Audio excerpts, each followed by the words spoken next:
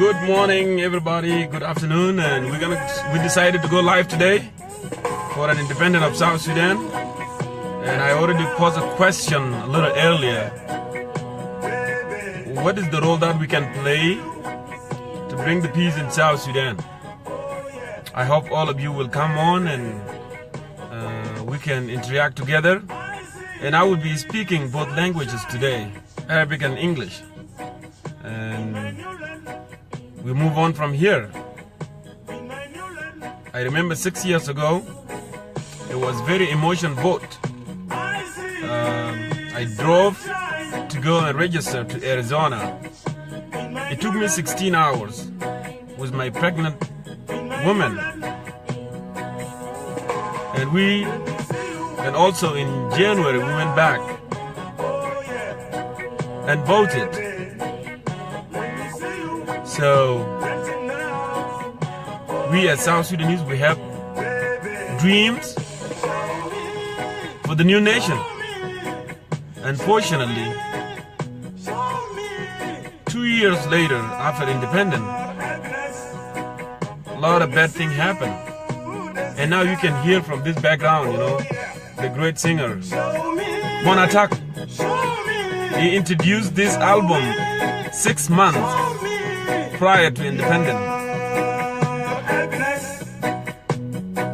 about the readiness for the independence of South Sudan. So let's go live, guys. What we can do as a citizen of South Sudan, to bring the peace. Because as all of you know, we were fighting for justice, liberty, and prosperity. And we always sang them, these 3 keywords in national anthem of South Sudan. As justice has been served, do we have liberty now in South Sudan? Are we progressing with prosperity in South Sudan? These are questions that any ordinary South Sudanese who is concerned, like myself, is asking today. What happened after all this? All right? So, I know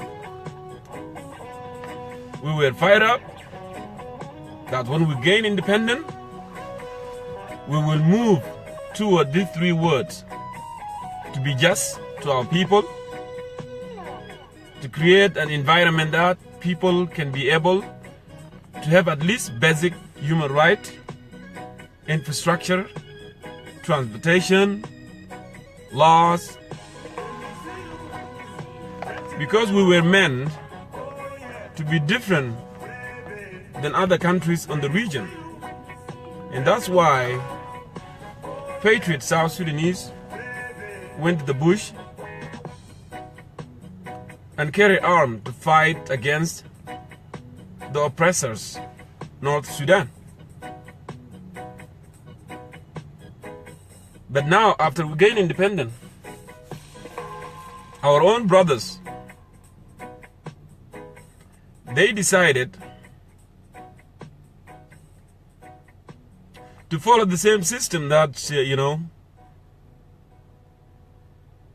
we got out of it from the north, which is the system of NPC, Mu'tamar Watani. As you guys know, we were meant to have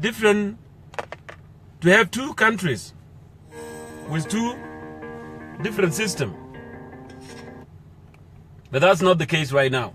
So what we can do as ordinary citizens, the mistake has already happened. We are in the state of the war. So I decided to go live today. I'm not a fan of going live on Facebook, but I decided to go live because this is very crucial. And it should involve all the intellectual citizens of South Sudan. We must speak out. Whether you live in diaspora or you live within the country, our people are the most affected. Hunger, human rights violation, so many things happening in South Sudan. As a concerned citizen, we sponsor a petition. So the international community can use the same mechanism they have used in early 2000 to help South Sudanese achieve the peace, to help Sudan and the SPLM achieve the peace that time. Now we are asking them to use the same mechanism, and that's why we have concerned citizens sponsor a petition, and that petition actually is online. If you really care about the issue of South Sudan, you can go online and sign that petition, and the address is www.change.org/p, which is stand for petition, /Jongkor Mayol, Save South Sudan. I know you can do it. We also propose a solution that can bring peace to South Sudan and stability. And I hope our people will listen, our voice here in diaspora, back home. And this proposal that we put together is that in order to achieve a sustainable peace in South Sudan, the government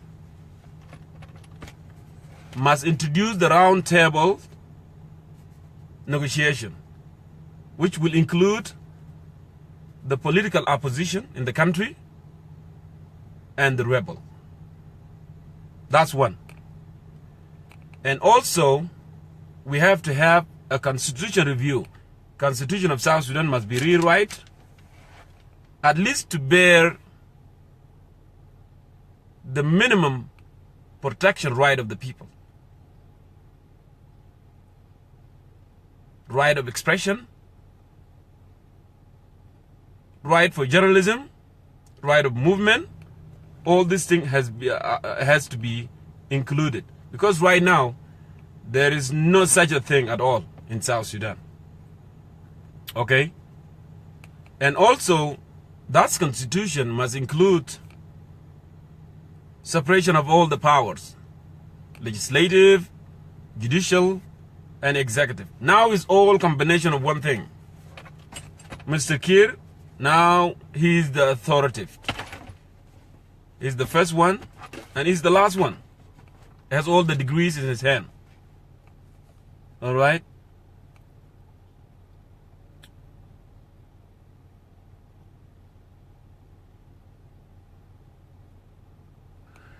Also,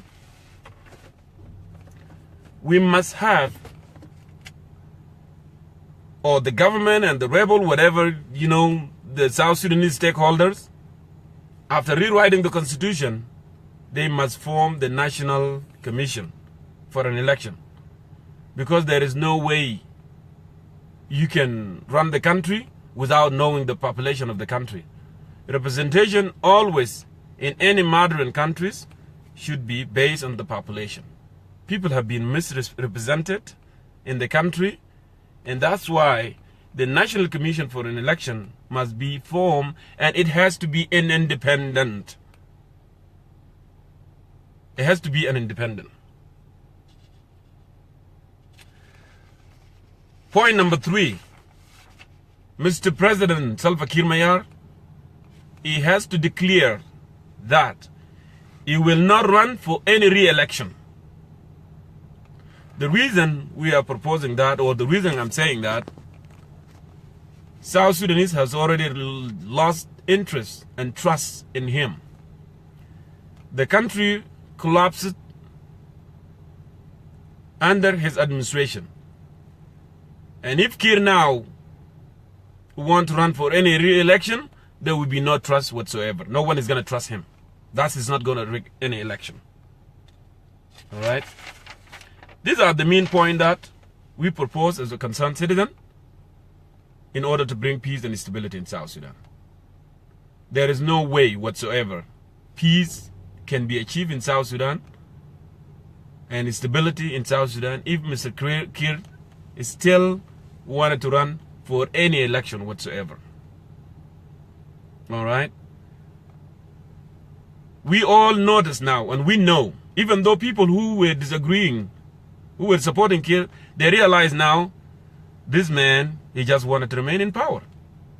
And the simple example is what happened to whoever we call King Paul, King Malong. He was a very good friend. Without King Paul, Kir would have been captured by White Army. And you all know that's the fact and that's the reality. But now, he throw him under the bus. So that means that you have no values, you have no principle, you have no friends. Someone who was friend of yours yesterday, now you just put him and he saved your life and he saved you, you throw him under the bus. You see my point? And now he started babysitting Mr. Paul. Even though the business of the head of state, Kir is not leaving the country simply because he's worried about whatever would happen in Juba. And I don't believe there is something is going to happen. He became a babysitter to a guy that was his friend yesterday, and now we throw him under the bus. See? You got my point? So today is a joyful day for our independence. And I will never regret voting for independent South Sudan. Because I always see my enemy. You know who is my enemy. Any South Sudanese is not my enemy. Whether you are Nuer or Dinka or Chuluk, Anyuak, forget whatever. These are my brothers. You know who our enemy. And we should not turn the guns against ourselves. So now, this is the time for all intellectual citizens to speak out, especially our brothers, Dinka. We are the one that kept Kir, on this position and ruin our life and ruin our country. And this is the time we should speak out. All right? Machar has made a lot of mistakes too, because when he rebelled, instead of making his rebellion or his movement to become a national movement, he made it become a tribal, because he did the same thing that Kir has done. Kir killed Nuer people in Juba, and he killed a lot of Dinka in Juba as well. And Riek did the same thing. You are not supposed to do the same thing that Kir has done. You're supposed to be different than this guy if you are really for reform. And what I realize here, no one whatsoever, for a reform. Reform will come from young South Sudanese. Reform will never come from Kir. Reform will never come from Riek. Reform will never come from nowhere. Unless we, the young citizen of South Sudan, must decide this reform. And that's why I'm saying that it might sound silly to you. I know that Kir is not going anywhere. He's not.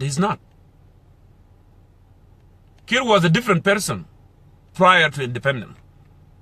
He's a hero. I give him credit for that. He fought for independence. And we did achieve independence. But Kir got a wrong concept, after he became president of the country. He should have been humble. Because the election that took place in 2010, actually we were not a country. We were an autonomy. We were Southern Sudan that time. Okay? If you are a really humble guy, you should have come out and say, okay, now we gain our independence. What next? We need to sit on the table, okay? And just start talking about what we have been fighting for, which I mentioned a little earlier. Justice, liberty, prosperity. These are the main thing. You don't even need to fill out the paper. Justice, liberty. Okay, how we are going to achieve justice? We need to have a good system of judicial. Judicial must be independent. Okay? Law must be enforced. And justice can be served when people are getting their rights. When the journalists are writing and you are not throwing them in the jail. When an officer, when a police officer or a nurse or a doctor is getting their salaries on time, justice is served. Did Mr. President move that toward direction? No, he chose not. Liberty. If you speak out, just speaking out with a non-violent, you are not doing anything bad. You're speaking out, saying Mr. President is so and so, you'll be thrown in jail tomorrow. Is that what we have been fighting for? No. Prosperity. Are we in prosperous nation right now? Are we giving our people the basic human right? Are we constructing the road? Are we building hospitals? Are we building the schools? No. We are not. And actually, and the worst. I remember when Susan Rice gave that a speech in Juba on the Independence Day. She said, friend indeed is friend in need. And you should not forget the role that the United States have played. We should not forget the role that the United States has played. Bringing, pushing Bashir regime to sit down to bring the CPA in the country. That's President Bush. And also, prior to independence, 6 months, and you recall when President Obama called that famous meeting in New York involving Ali Usman Mataha because Bashir cannot come because he's wanted. You guys know that. And make it clear to them, hey, because Bashir was saying that, a famous say in Arabic, referendum you guys know that. And I meant this to our intellectual young Dinka. You guys know this, Billu ashrabu. What President Obama did, he called the meeting. Ban Ki-moon was there. Ali Usman Taha was there. Salva Kiir was there. And all international community were there. And pressured them. Telling them that, hey, referendum must take place. Or there will be sort of a regime change. Al-Bashir changed his mind. And that's why we start having the committee for referendum, which was head of the Justice Chandray. So now, my point is, the reason I brought that up, United States stood with South Sudan so we can become independent because we suffered for long. And they knew that South Sudanese will take care of themselves. The elite will take care of their people. And all of a sudden now we gain our independence. And people are start saying that, hey, those who went to the bush, we've been fighting for 22 years. This is our time to eat. Like what I hear they said in Kikuyu tribe, is our time to eat. Because they knew that the United States, by distancing themselves from the United States, it will give them opportunity to do what they wanted to do. Because United States, if they wanted to help you, first thing that they want, transparency, accountability. And I want people, they don't need to be transparent. They want just to fill their pocket. Okay, they don't want to be accountable. If someone did something wrong, it doesn't need to be told, hey, you did this wrong and you did that wrong. No, that's why they chose China. Because Chinese, it will give you and it will take. And it doesn't care what you're doing. You're violating human rights. You have a good regulation. You are taking care of your people or not. They don't care. This thing right now must be reversed, brothers. Another point I wanted to bring here. Kiir was a good person from the beginning. Kiir actually cared about South Sudan. And that's why he held on for, for a referendum. How many times, Bashir violated, CPA with respect with what happened in Abyei in 2007 when they killed our gallant forces in Abyei. But he was remain silent because he doesn't want, to make a mistake so the referendum can be destroyed.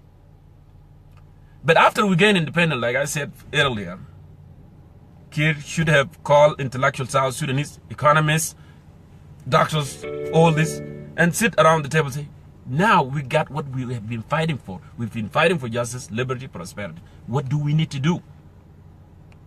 Because we were fighting, we want to be different. We want to be different than North. We want to be different than Uganda. We want to be different than Kenya. We want to be different than Ethiopia. We don't want to be the same. Because we need to deliver to our people. But that didn't happen.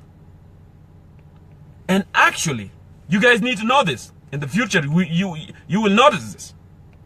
People in the region are not, the countries in the region are not interested on instability of South Sudan. Uganda is not interested. Remember this. Kenya is not interested. Either Ethiopia is not interested. You know that Sudan, definitely, they are not interested of stability in South Sudan. Instead of surrounding the president, instead of surrounding himself with good, open-minded South Sudanese, you know, to move the country forward, Kir surrounded himself with a bunch of people who just wanted to eat. And he took Museveni to become his advisor. And that's why we fall into this deep hole. I have to tell you this. South Sudan, as an independent nation, they've been fighting for justice, liberty, prosperity. They need democracy. They need prosperity. Okay? How long Yoweri Museveni has been in government in Uganda? 30 years plus. Okay? The population of South Sudan, we are a nation of 12 or 14 million. You know, we don't know the actual numbers of population. Okay? Uganda is a nation of what? 40 million plus. Do you think Museveni will accept South Sudanese to be stable and have a democracy? We have the same population. We have the same people. We are likely will influence them if there is a democracy in South Sudan. And that's why Museveni was very, very careful. You know, that's why he grabbed Kir, because Kir, he just wanted to be in power, and use him.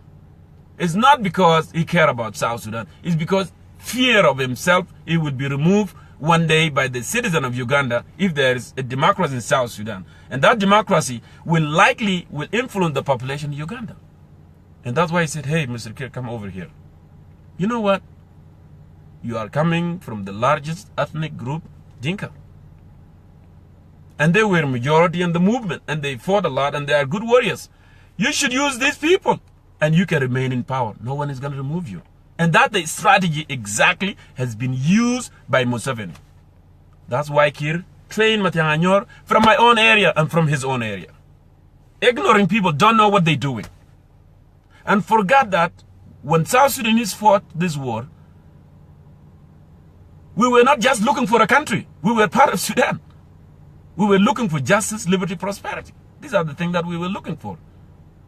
We were not fighting for the country of the Dinka. We were not fighting for the country of Nuer. We were not fighting for the country of Latuka. We were not fighting for the country of Bakau or Mundari or Forge and so forth. South Sudan went to the bush was called one reason, that we should be equal. We should not be marginalized in our own country. Whether you are from Equatoria, from Bahr al-Ghazal, from Upper Nile, we have one vision, that we should be free. Look now what happened. It's been used by Museveni, and he wanted to remain in the power.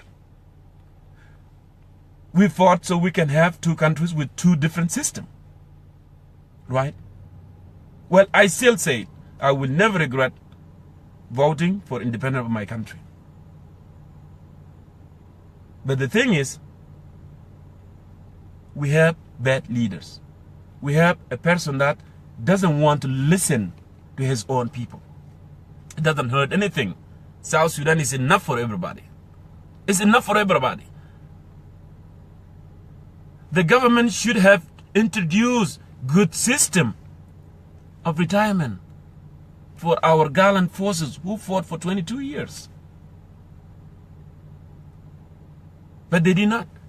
Paul Kagame of Rwanda did that, you know, after they got out of that, you know, fight and genocide, he introduced good system of retirement. They will get their salary every month. If someone who has been fighting for 21 years plus, getting his salary every month, and his child is going to school, and he can get cured, he can, if he gets sick, he can go to hospital. Do you think he's going to go to the bush? Do you think he's going to create the violence? Do you think they're going to go to the market at middle of night and go and rob the ordinary citizen? No. It's not going to happen. It's about introducing systems. But our brothers, they refuse. Because they think this is their time to eat. Like the Kikuyu said, it's our time. They think this is their time to eat. So We spent 21 years in jungle, you know, and we didn't. We risked our education. We didn't have enough. This is the time. And I was sad. One day I watched SSTV, which has become now SSBC. If you remember Lala Chuek, one journalist was asking him, okay, we wanted to do refinery. Why are we making a temporary refinery? Why we are not making a good refinery for the long term? Brother, I almost cried when he answered the question. He said, why do we need to do that? We don't need a project of 50 years. By that time, we all be gone. Imagine, he's thinking of himself. Just himself. So no one is thinking about project of 50 years plus, 100 years plus. No. No. People wanted to eat now. And they don't know what's going to happen tomorrow. And I say this before. When a country starts with the right foot, that country will succeed. But when you start with the wrong foot, that country will fall. And that's why we collapse. That's why South Sudan is collapsed. Ghana, they started with the right foot. Even Kenya, they started with the right foot. At least they still have corruption, but they started with the right foot. And I say this before. I have a clip on the YouTube that President Kiir was the first president of the Republic of South Sudan. Okay? He was a soldier, and he became a general, and later became a first president.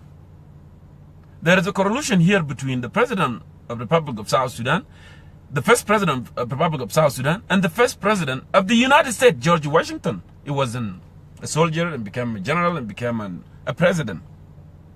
But remember, brothers, George Washington, people love him to death. When they were fighting against England, because England was oppressing them with the taxes and all kind of sort of thing. And that's why they were obsessed with their leader after they gained independence. You know what? They told him, you should be king. And George Washington said, no, I will not be king. Opportunity must be given to every American. That's the wrong foot. That's the right foot. That's the right foot.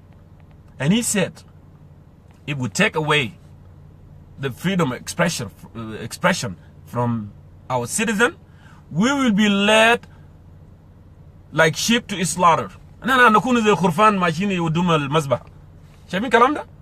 that's why America succeeded. I know some people will say, oh, don't compare, South Sudan with America. America has 240 years. You have to show at least you are moving to a right direction. Some people will say, oh, we are a newborn country.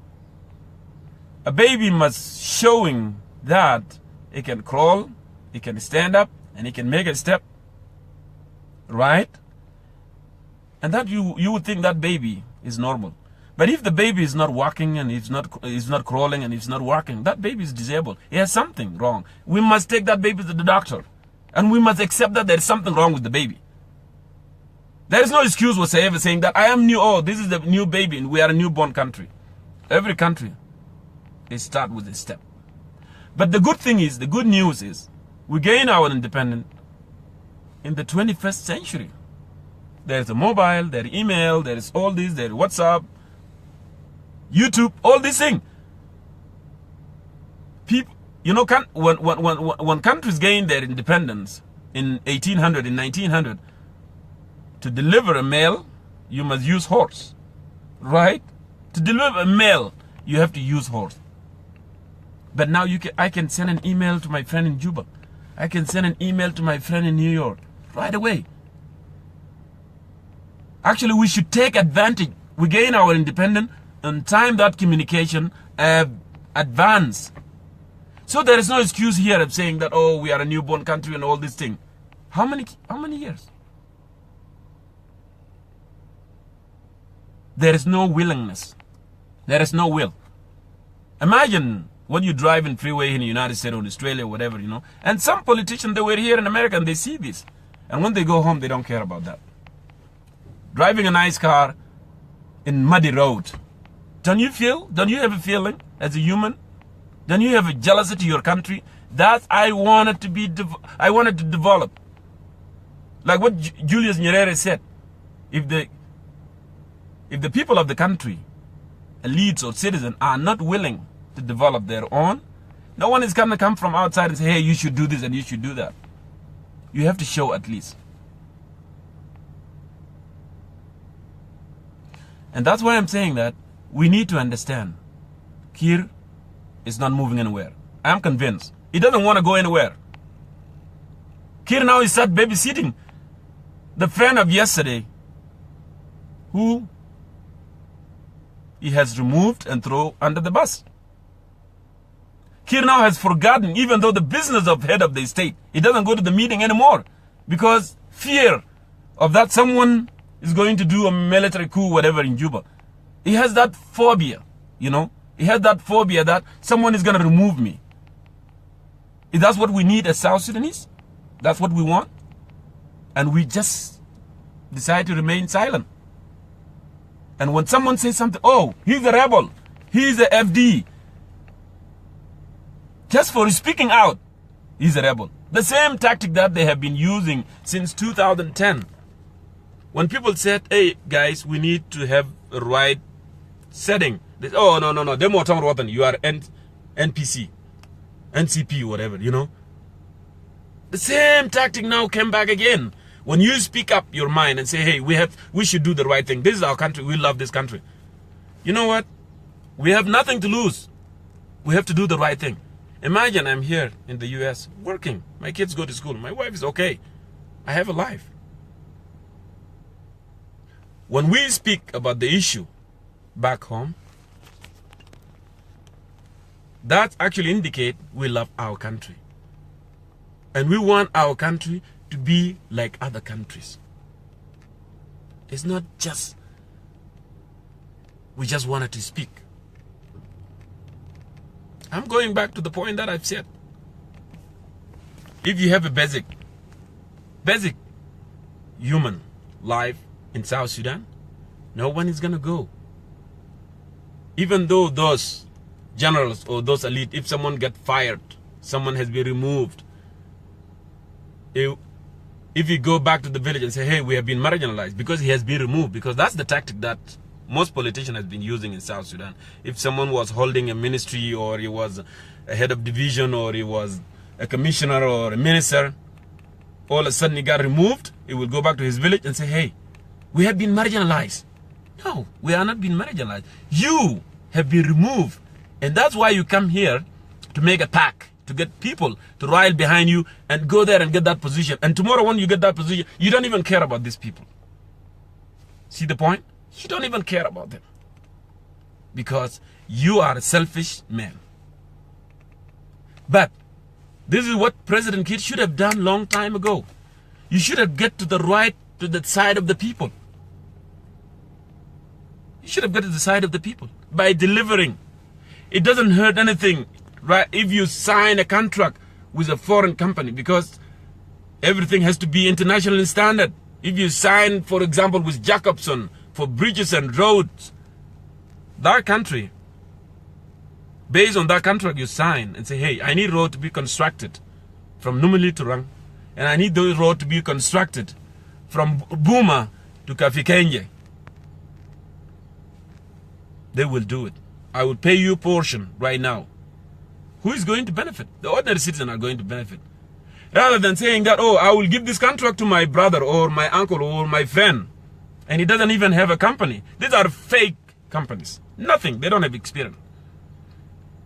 And by bringing these foreign companies, actually, you are benefit your own citizen. First of all, the engineers will come from outside. But the manual, the simple labors are going to be local.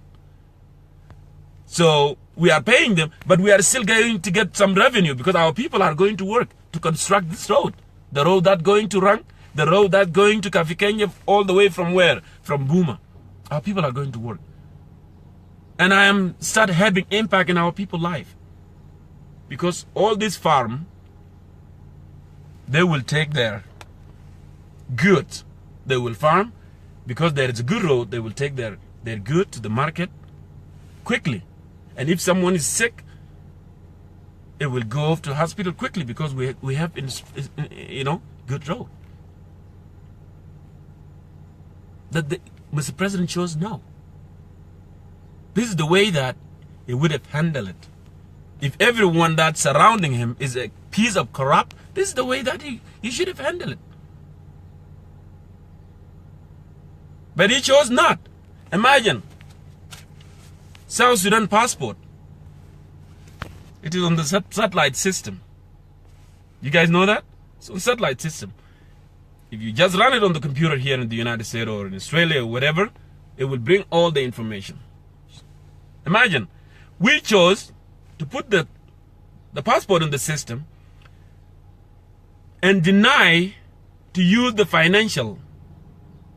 That's good to use the financial on that kind of system. And you know what I meant here. Here in the United States, if you want to cash the check, you know your index finger. They will take your index finger and put it there on your check. Do you think if someone come after you and want to cash that check, would be able to cash it? No, it will not. That would have been case using the fingerprinting system on the military financial. And then there will be no ghost list from this general. Someone will make a ghost list and say, oh, these are army, these are SPLA. But they are not. These are ghost lists. Why don't you want to use good system? You're using passport. And you don't want to use financial. Because you want people to get away. You want people to steal money. Because this is the time, like what I said from the beginning, this is our time to eat. These people, they said, this is our time to eat. They wanted to eat. For how long are you going to be eating? And the country is going to the hell. Why? What is the values that we have been fighting for? When we say, oh, Walayagi Shimalda, they marginalize us, they did this, they did this, they did that. Yes, they do. And I agree with you 100%. But now, we have our own country. We have our own affairs in our own hands. Why don't we want to do it right? Why? Imagine potatoes, beans, maize, the gig flour come from Uganda. And we have the best land ever. Okay, I know you are obsessed with Ugandans. You love them. But okay, let us bring this farm from Uganda. These farmers, let's bring them. Let them come to South Sudan and cultivate here. Because it's going to be cheaper too if you bring them. If we love them and we want them, to cultivate. Okay, let's go here, Uganda. Wallahi, we love you because you guys stood with us. No problem, nothing wrong with that. But we're not going to take, the agricultural products from you. Because these are things coming from the soil. Anything coming from the soil should not be brought from outside. Because we have the land, we have the water, we have the rain, we have all these things. We have the people. Okay, Uganda, if you want, come and farm here. We will rent it from you. We will sign a contract, rent it, and farm here, and take them to the market. Actually, they are going to be cheaper because they are being farmed locally. There will be no cost of transportation if you love these people and you want them to be country. That's the way you do it. The only thing that we should bring from outside, because we are a new nation, okay? Medicine, shirt, shoes, okay? Electronic, medical stuff. These are the things that we should bring from outside because we don't produce this. We don't. But anything coming from the soil should not be coming from outside. Juice, all this, even beer. You can have a brewer here in the country. You have mango, you have pineapple, you have ananas, you have guava, you have all these things. Why do we want to bring them from Uganda? Why? And actually that will make our, pound, stronger because we are producing our food locally. See how we lost it here? We need system. It's all about having good system and having real patriot people who care about their countries and they wanted to do the right thing. And yes, on the past, Kir wanted to fight for independence of South Sudan. But the power became wonderful. Now, our brother became president, the red carpet, the airplane, you know, all these things are so awesome. And that's why he doesn't want to do right thing. He doesn't. And I will ask you this question, and correct me if I'm wrong. South Sudan does not have a presidential plane that say the Republic of South Sudan. Go and you know, and search. And if I'm wrong, I'll pay you $1,000. I'll pay you $1,000. South Sudan does not have a presidential plane. You know what Mr. Kir is doing? He's renting Kenya Airways, Ethiopian Airways, Uganda Airways, Rwanda Airways. He's renting. And do you know how much he rent this plane to go for a trip? It's more than $100,000. More than $100,000. Imagine you are renting a plane from outside to go for a foreign trip. Do you think we don't have money to buy a presidential airlines? Presidential airline that will say the Republic of South Sudan with the coat of arms on it? No, we have money to do that. But there is mistrust. There is mistrust. There is mistrust in the government. Kir never trusts anyone, even people around him, people that giving him wrong advice. Never trust them even. Because he think if we bought a plane and it said the Republic of South Sudan, and I fly out with that plane, someone might put something or a bomb or something, and I will go there, die, and I will lose the power. And I will not become a president anymore. Imagine, that's what's happening. Is that the guy? Do you think that kind of guy, he care about the people? He care about people are dying from hunger, from disease, from stress? Do you think he care? No. That's the man that care about himself. And when we speak out, it doesn't mean that we hate Kir. We hate the behaviors that he has. We don't like the behaviors. We need South Sudanese that will treat South Sudanese equally. Whether they are Dor, they are Mundar, they are all South Sudanese. This country is not country of Equatoria, or Dinka, or Nuer, or Shuluk. This country of South Sudan. Yes. And services should be delivered since day one. And we wouldn't even have a rebellion. Oh, this is small rebellion, all this small rebellion, all this, you know, Yao, Ator, and all this, you know, and coming to all of the Riyak Machar, all this is a result of not having services delivering to the people. Riyak rebellion might be different though, because they start their own problem within the SPLM. When Mr. President refused the changes within the SPLM party, when he boycotted the political bureau and he went to Liberation Council because he didn't have support in the political bureau. By skipping that, and he shouldn't done that, and then he's gonna gain the support there. See how the guy loved the power?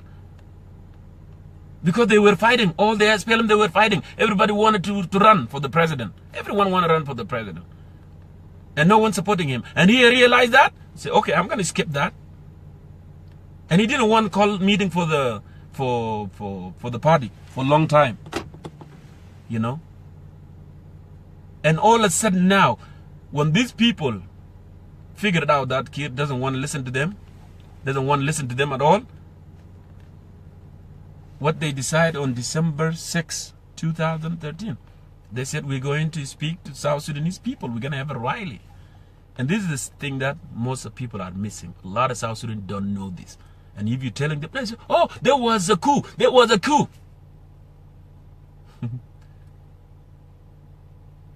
Because they wanted to do that rally. Kwal Manyang said that the South Sudanese are going to stand by with these people. We will have uprising in Wow, in Awil, in Rumbeg, in Malakal, and all this, in Juba, and then we will be overthrown. And kids say, what we can do? Oh, what we can do? We can create something. We will say, oh, this is a distraction, of law and order in the country. There's no law in place in a way. Say, okay, what we can do? Oh, well, we can just arrest them and throw them in jail and say, hey, they were planning a military coup. See how they did it? We will do that. And they did. They throw these guys in the jail, and say, oh, they were planning a military coup. And Kir came and dressed with the uniform. And he never dressed with uniform. When al-Bashir was bombing Male 14 in my home state, he never dressed in uniform. He never dressed in uniform when war happened in Karasan in Pantau. Never dressed in uniform. But he dressed in uniform for his own brother, to kill his own brothers. Imagine that guy. Throw them in jail and say, oh, they were doing military coup. See what happened? This is something that South Sudanese don't know. They don't know. There was no military coup whatsoever. And you know what the military intelligence said? Mike Paul. What Mike Paul said? Said there was no military coup. And that's why they fired him. Mike Paul said, I will not lie against my own South Sudanese. They did not do any military coup. They were trying to go out there and speak to South Sudanese. That Mr. President is not listening to us. And he became more authoritarian. And we don't want our president to move toward that direction. See what I mean, brothers and sisters? And that's where the problem started. But you know what? You have to be smart.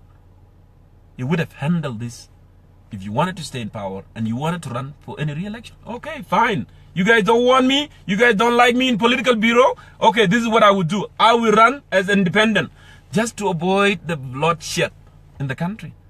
Because our South Sudanese, they die for a long time. And you don't want them to die again in your watch. You would have said, okay, you guys don't want me. I know that. You wanted to run. You wanted to run. You wanted to run. All this, Nyandeng, all these people, they wanted to run. Young Machar, you guys all wanted to run. Fine. I will run as independent candidate. And you already know that people, you've been a president. Okay? And go and campaign against them and say, hey, I did this.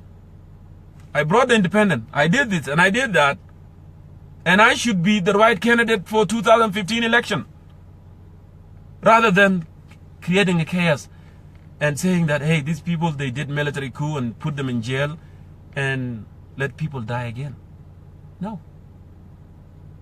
We didn't gain independence so we can turn the guns against ourselves. That's what a charismatic leader can do. He should have done that. The war of 2013 actually was avoidable. Was avoidable. If you don't believe Riek should be president, or Nyandeng should be president, or Dengalor should be, or anyone, if you don't believe he shouldn't be a president, and you the one should be president, go and campaign and campaigns against them and say these guys they don't fit because of A and B and C. Simply. And people will vote for you if you think people will vote for you. That's how you should do it. Rather than going to National Council Liberation and sing when but the word you don't need to do that. You don't need to sing that song that's creating war, We don't need to do that. And now see what happened. People died from all over. All tribes of South Sudan. Dinka are dying. Nuer are dying. Anyone is dying. It's not eliminated to one tribe. They are all dying. But you know what? You can fix it. It's not too late. And that's what I said in many, many, many clips that I post on the YouTube.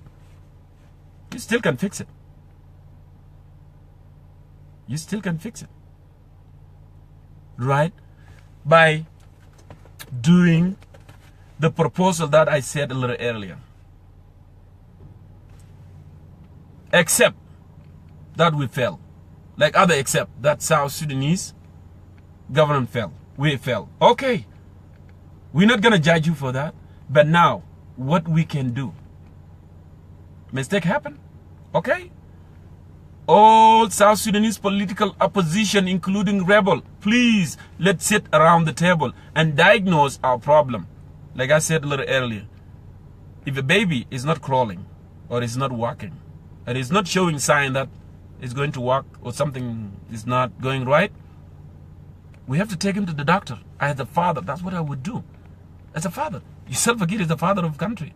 As a father, if my child is not, if he's not talking on time or is not walking on time, I will show a concern. I will say, oh, something wrong here. You know? And now there is something wrong here.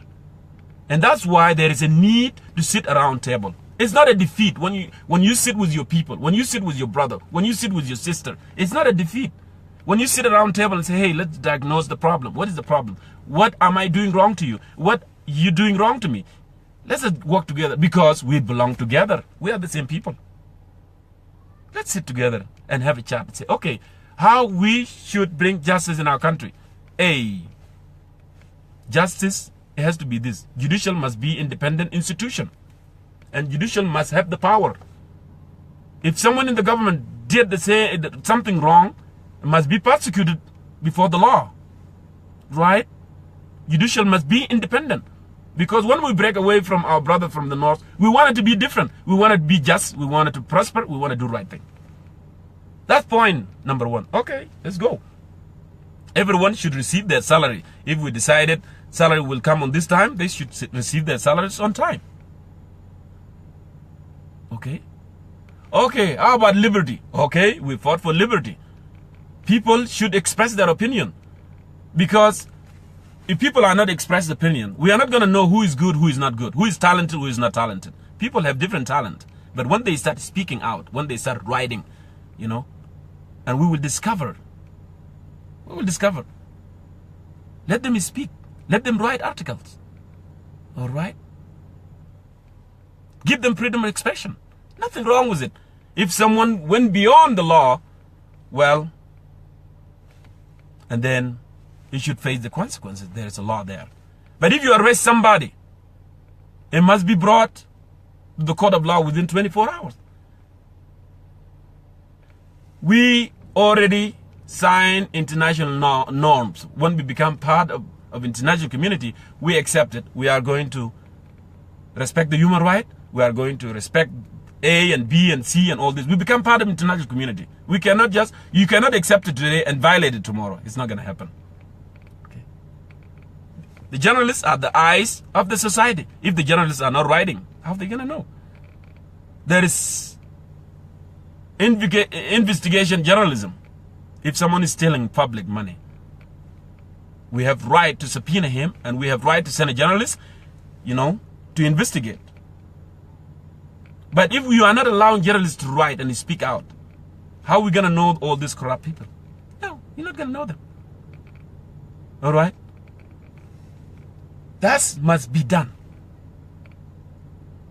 And the second point,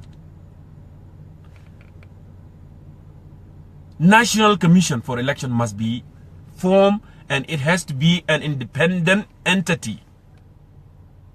Because there is no any modern democracy in this planet without representation. People should be represented based on their population. How many representatives, how many parliamentary I have in my area? Do they care about the people? They don't. They just went to Juba and they stay there and they became cheerleaders. When the president goes, like Suga Shabi or Sug, whatever, you know. That's what they do. In the National Legislative Assembly. They don't even sponsor the bills. They don't even care.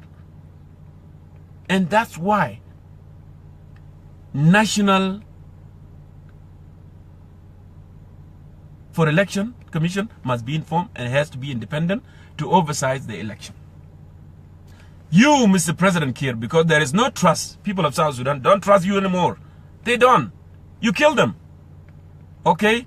You make them become, you know, you marginalize them. The marginalization that we've been talking about happened in the North. The North did to us. You did it to them. There is no sense of trust anymore. Because there is no trust, you should go with your legacy. You should retire with your legacy. Okay? You should not run for any real election at all. And that will bring sense of trust among South Sudanese, among 64 tribes. That will bring that census. All right? Then after that, commission form, constitution has been written, and commission has been formed. We already set on the table, and we diagnose our problem, and we know A and B and C, they are the problem. And we must put in our constitution, rebellions is a crime against the country. There will be no more rebellion. There will be no more excuses at that time. If you want to run for an election, we're moving toward modern democracy, go and run. And no one should intimidate you for running. And no one should intimidate you for speaking out. And no one should intimidate you for being from a particular tribe or being from a particular region. These are the things that we need in South Sudan. And then we have to have election. Parliamentary election and then presidential election.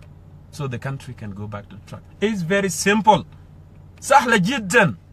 It's very simple. Doesn't need all this noise. No, I cannot sit with Young Machar. No, I cannot sit with Digital. They are all South Sudanese. They are all South Sudanese. Right? It doesn't matter.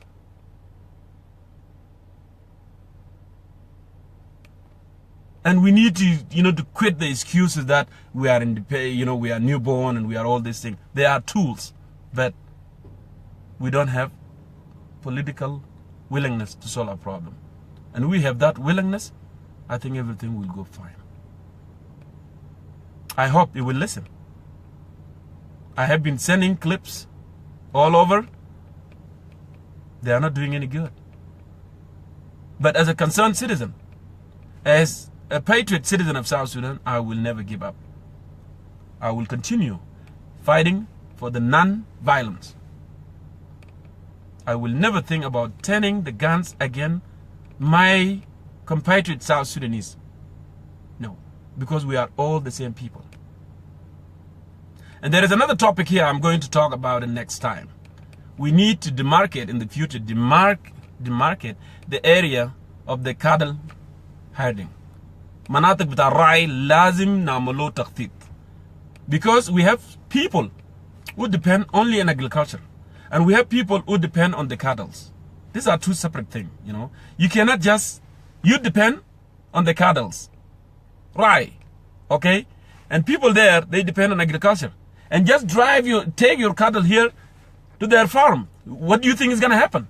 We're going to have a lot of problems. And that's why we have a problem in Equatoria. People think sometimes Equatoria are crazy. Oh, Nazil Mun Maderinas, they don't like people and all these things. No. These people actually, they are very decent. But someone depend on agriculture. And you depend on, and cattle. And you just want to go and just let your cows eat their farm out. What do you think will be a reaction? You are causing harm actually to them. And that's why we need to demarcate, the area of cattle. Yeah, we can take the milk from them and make the cheese and all this stuff and build a school for them there and build road for them there and their kids can go to school. Yes. They can benefit and we can benefit. Those who depend on agriculture, they can get milk from them. And these guys depend on cattle. They can take maize and banana and all this stuff from them. It's very simple, give and take. Very simple.